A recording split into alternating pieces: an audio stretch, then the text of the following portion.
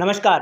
आज माधवराव सिंधिया की जन्म जयंती है और 80वीं जन्म जयंती है। ग्वालियर में आप देख ही पा रहे होंगे, सभी जगह पोस्टर्स हैं, बैनर्स हैं, लगे हुए हैं और आज माधवराव सिंधिया की जन्म जयंती पर एक बड़ा कार्यक्रम भी है और हमारे साथ विशेष रूप से देव श्रीमाली जी मौजूद हैं, वरिष्ठ पत्रकार हैं, माधवराव सिंधिया को करीबी से अध्ययन किया है, जाना है और उनसे ही हम चर्चा करके जानेंगे कि माधवराव सिंधिया का ग्वालियर पर क्या इम्पैक्ट था, ग्वालियर के लिए क्या उन्होंने विकास कार्य करे थे और माधवराव सिंधिया की क्या कुछ भूमिका है राजनीति में, ग्वालियर अंचल की राजनीति में रही है। तो सर, शुरुआत से हमारे दर्शकों को थोड़ी-सा आप ब्रीफ कर देखिए, माधवराव सिंधिया अगर आज होते तो 80 साल के होते, निश्चित तौर पर। आज उनका 80वां जन्म जयंती है और हमें उनका जब वो जीवित थे तब भी उनका जन्मदिन मनाने का सौभाग्य प्राप्त हुआ था, अनेक बार। माधवराव सिंधिया एक विज़नरी नेता थे और वो राजनीति तो करते थे, शुचिता की राजनीति करते थे, अपनी पार्टी के प्रति बहुत कमिटेड थे। इसके अलावा जो सबसे बड़ी बात ये थी कि वो जो है ना ग्वालियर चंबल अंचल को, ख़ास तौर पर ग्वालियर के लिए जो है उनका समर्पण एक नेता के रूप में कहें या एक बेटा के रूप में कहें, बहुत ही ज़बरदस्त था।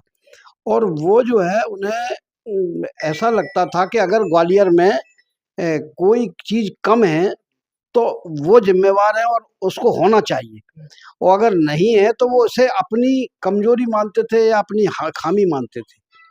तो इस कारण से आप देखेंगे कि ग्वालियर चंबल संभाग में जब वो 1980 में हालाँकि कांग्रेस में शामिल हुए, लेकिन 84 में जब उन्होंने पूरी तरीके से ग्वालियर से चुनाव लड़ा और उसके बाद वो मंत्री बने, तो जिस विभाग के भी मंत्री रहे तो उस विभाग का जो सर्वश्रेष्ठ काम उनके साथ हो सकता था, वो उन्होंने ग्वालियर में लाने की कोशिश की। सबसे पहले वो रेल मंत्री बने। रेल मंत्री के रूप में आपको पता है कि ग्वालियर रेलवे स्टेशन का विस्तार तो किया ही उन्होंने, लेकिन ग्वालियर में ट्रेन सुविधाओं का जो विस्तार किया, शताब्दी गाड़ी भी उसी समय बिल्कुल, शताब्दी भी शुरू हुई। पहले ग्वालियर स्टेशन पे 8 से 10 गाड़ियाँ टोटल रुका करती थी और आज अगर हम देखेंगे तो देश के हर हिस्से से कनेक्टिविटी है। इनमें से आज भी 90% गाड़ियाँ माधवराव सिंधिया के समय चलाई हुई थी। उनसे डिमांड थी कि एक गाड़ी ऐसी चलाई जाए जो ग्वालियर से आदमी जाके और लौट सके वो दिल्ली से। तो शताब्दी एक्सप्रेस दरअसल उस हिसाब से चलाई गई थी। लेकिन चूँकि उनकी मंशा थी कि ऐसी गाड़ी चलाई जाए, तो उनको ये गाड़ी चलाने के लिए, अपनी मन को पूरा करने के लिए उन्होंने देश भर में शताब्दी एक्सप्रेस का एक योजना लागू कर दी। और काफ़ी हिट भी रही शताब्दी। बिल्कुल, शताब्दी अपने तरह की पहली गाड़ी थी जो बहुत ही साफ-सुथरी, आज की शताब्दी तो बहुत ही खराब है, उसका खाना भी खराब है। लेकिन मुझे उस शताब्दी में बैठ के आने का भी सौभाग्य प्राप्त हुआ जो पहली बार चली थी, पहले दिन चली थी। माधवराव सिंधिया के साथ हम दिल्ली से यहाँ तक आए थे।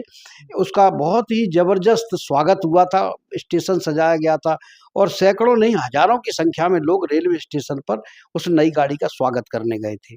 फिर माधवराव सिंधिया जब पर्यटन मंत्री बने, तो जो आईआईटीटीएम आज हम देख रहे हैं, वो देश का सबसे बड़ा पर्यटन एजुकेशन संस्थान है, उसकी स्थापना ग्वालियर में हुई। तो अगर हम देखेंगे कि वो जिस-जिस विभाग में रहे, जब वो शिक्षा मंत्री बनाए गए, मानव संसाधन विकास मंत्री बने, तो उन्होंने बहुत सारे अंचल में सेंट्रल स्कूल खोले और टीचर्स ट्रेनिंग इंस्टीट्यूट जो सेंट्रल स्कूल का है, वो ग्वालियर में खोला। जब वो एचआरडी मिनिस्टर ही थे और जिस दिन उन्होंने रेजिग्नेशन दिया, उनका कमिटमेंट इतना पक्का था कि जब उन्होंने कांग्रेस पार्टी से इस्तीफा दिया मंत्री पद से, जब वो हवाला मामला आ गया था, तो पहले वो ग्वालियर आए, उन्होंने ट्रिपल आईटीएम की आधारशिला रखी, उसकी पूरी फाइनेंशियल वगैरह मंजूरी दी और दिल्ली जाकर एयरपोर्ट पे उन्होंने इस्तीफा देने की घोषणा कर दी। क्योंकि उनको पता था कि अगर वो इस्तीफा नहीं दे देंगे तो हो सकता है ये नहीं आ पाए। लेकिन जो कॉलेज था वो सैंक्शन करवाने के बाद में है रिजेक्शन। न केवल सैंक्शन करवाया बल्कि भूमि पूजन करने के बाद और उसकी सारी औपचारिकताएं पूरी करने के बाद दुर्भाग्य से सिंधिया जी बाद में मंत्री नहीं रहे, सरकार बदल गई। सरकार बदलने का ग्वालियर को खामियाजा भुगतना पड़ा। जब बाद में भारतीय जनता पार्टी की सरकार बनी, मुरली मनोहर जोशी एचआरडी मिनिस्टर बने, तो इस इस 750 करोड़ रुपए का 7,500 करोड़ का जो प्रोजेक्ट था वो 250 करोड़ में ही सिमट के रह गया। इसके जो 3 और विस्तार होना थे वो नहीं हो पाए। कहीं न कहीं हम देखते हैं कि आज के समय में इंदौर है, भोपाल है, कई गुना आगे पहुँच चुके हैं और कहीं न माधवराव सिंधिया के जाने की क्या खामियाजा हुआ? अगर माधवराव सिंधिया होते तो ग्वालियर क्या कोई दूसरी जगह पर होता क्या या कोई बा विशेष बड़ा परिवर्तन? बिल्कुल देखिए, अब सवाल हालांकि काल्पनिक है, लेकिन ये सबको पता है कि जिस तरह से राजनीतिक परिदृश्य में माधवराव सिंधिया का स्थान तय था और जिस तरह की सरकार बनी बाद में मनमोहन सिंह के समय में, या वो अगर कम बहुमत की सरकार कांग्रेस की बनती तो ऐसा माना जाता है कि माधवराव सिंधिया प्रधानमंत्री होते, और अगर माधवराव सिंधिया प्रधानमंत्री होते तो निश्चित तौर पर ग्वालियर चंबल संभाग का कायाकल्प होता। उनका विजन था कि ग्वालियर एजुकेशन हब बने, ग्वालियर मेडिकल हब बने, और उन्होंने इस दिशा में प्रयास भी शुरू किए थे। उस समय कॉलेज खुले भी, संस्थान खुले भी, लेकिन फिर वो मुकाम तक नहीं पहुंच पाए, और दुर्भाग्य से जो सरकार की आर्थिक नीतियां रहीं या जो भी रहा, उसके कारण जो बड़े औद्योगिक क्षेत्र थे, जो माधवराव के सिंधिया के प्रयासों से ही आए थे, चाहे मालनपुर का औद्योगिक क्षेत्र हो, चाहे मामौर का औद्योगिक क्षेत्र हो, इन दोनों औद्योगिक क्षेत्रों का पतन हो गया, जिसका खामियाजा ग्वालियर चंबल के लोग बहुत और भुगत रहे उसी हैं। दौरान ही मध्य प्रदेश में एक तरीके से जब बीजेपी की गवर्नमेंट आ गई तो यहाँ पर लेकिन सिंधिया का वर्चस्व था, ज्योतिरादित्य सिंधिया का वर्चस्व था, तो कहीं न कहीं इसमें एक देख सकते हैं एक समीकरण सही नहीं बैठ पाए प्रदेश के लिए, ग्वालियर के लिए। नहीं, ऐसा तो नहीं कहेंगे, बाकी नेताओं ने भी ग्वालियर के लिए काम करने का प्रयास किया, लेकिन क्या होता है कि जब कद जितना बड़ा होता है, माधवराव सिंधिया इतने बड़े कद के नेता थे कि कांग्रेस की सरकार हो या भाजपा की सरकार हो, अगर वो ईमानदारी से विकास की बात करते थे, तो कोई आदमी उनकी बात को टाल नहीं पाता था। उस कद के नेता होना भी तो ज़रूरी है। तो जो पिछड़ने का कारण है, वो ऐसा नहीं कि दूसरे लोगों ने प्रयास नहीं किए।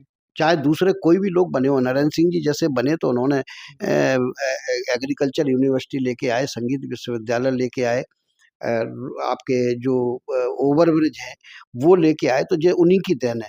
लेकिन जिस कद के काम माधवराव सिंधिया के समय हो गए, क्योंकि उनका कद अलग था ना, वो प्रधानमंत्री लेवल पर भी जा सकते थे। वो किसी से भी उनके अच्छे संबंध थे, अटल बिहारी वाजपेयी से भी उनके संबंध थे, वीपी सिंह से भी अच्छे संबंध थे, कांग्रेस के तो वे बड़े नेता थे ही, कांग्रेस के निर्णायक नेताओं में से थे। तो अब भारतीय जनता पार्टी में कोई या किसी दूसरे दल में निर्णायक नेताओं में तो कोई नहीं है ना, वर्तमान समय तो में। वर्तमान समय तो इसका हुआ है। ऐसा नहीं कि दूसरे लोगों ने काम नहीं किया, बहुत सारे काम हुए हैं। रेलवे ट्रेन सुविधाओं का भी विस्तार हुआ है। एयरपोर्ट ज्योतिरादित्य सिंधिया ने नया एयरपोर्ट लेके आए, ठीक है, लेकिन पहला एयरपोर्ट कौन लाया था? वो माधवराव सिंधिया लाए थे।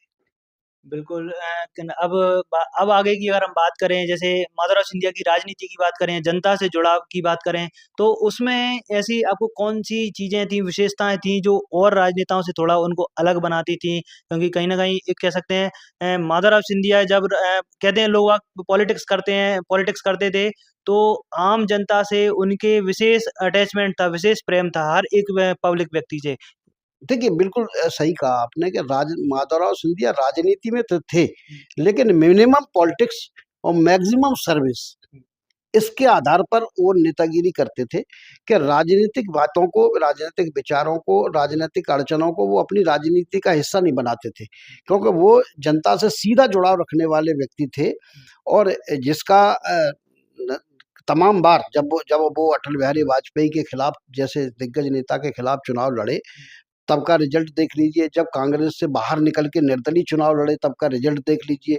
ये रिजल्ट सामान्य रिजल्ट नहीं है। ये रिजल्ट वो रिजल्ट है जो जनता से सीधे जुड़ाव के कारण ही आते हैं। क्योंकि जो उस समय का यूथ था, मैं देखता हूँ कि वो जो है उनके आइकॉनिक थे, उनके हीरो थे। क्योंकि ईमानदारी से विकास का काम करना, ईमानदारी से लोगों को, जो युवा है उसको आगे बढ़ाने के लिए प्रेरित करना, और राजनैतिक पचड़ों से बचते हुए सिर्फ़ और सिर्फ़ विकास के लिए काम करने के लिए वो समर्पित थे।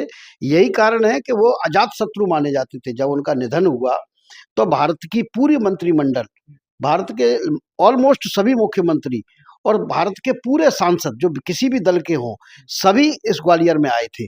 तो ये बताता है कि मतलब ये उनका जो जनता से जुड़ाव कैसा था करे और लोगों के प्रति करिश्माई व्यवहार व्यक्तित्व कह सकते हैं। बिल्कुल करिश्माई व्यक्तित्व तो थे ही, लेकिन करिश्मा के साथ-साथ उनका करिश्मा ऐसा था जो लोगों से सीधा जो उनको दिल से जोड़ता था।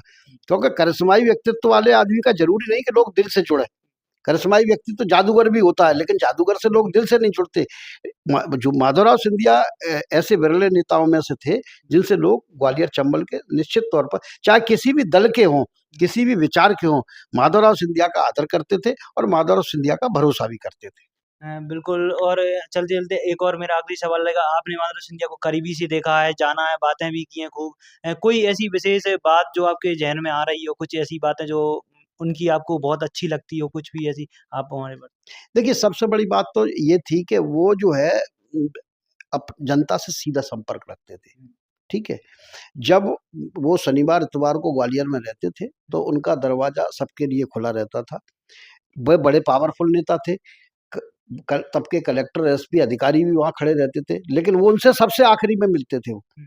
सबसे पहले हाँ। क्रमबद्ध तरीके से कि कहाँ-कहाँ से कौन लोग आए और एक-एक व्यक्ति से मुलाकात करते थे, एक-एक व्यक्ति की बात सुनते थे, एक-एक व्यक्ति की चिट्ठी का जवाब देते थे। ये एक तो बात थी। दूसरी बात ये है कि उनको ग्वालियर से एक अद्भुत प्रेम था। अगर कोई ये कह देता था कि आपके ग्वालियर में ये चीज़ नहीं है, तो वो जो है बोलते नहीं थे, लेकिन उनका मुँह जो है शर्म से लाल हो जाता था और ये सब पूरे ग्वालियर को पता था और फिर वो तभी लौटते थे जब वो चीज़ को कमी को ख़त्म कर देते थे। तो ये जो एक प्रेम होता है एक शहर के प्रति, वो शहर के प्रति प्रेम अब नेताओं में देखने को नहीं मिलता है। कहीं न कहीं ग्वालियर के लिए माधवराव सिंधिया का होना अपने आप में एक गौरव की बात थी। और आज माधवराव सिंधिया की 80वीं जन्म जयंती है जो कि मनाई जा रही है। और हमारे साथ दीपश्री माली जी ने काफ़ी कुछ जानकारी दी है और फिलहाल इस जानकारी के बारे में आपका क्या कुछ सोचना, अपनी राय लिख सकते हैं और बने रहें हमारे साथ ऐसे ही अपडेट्स के लिए।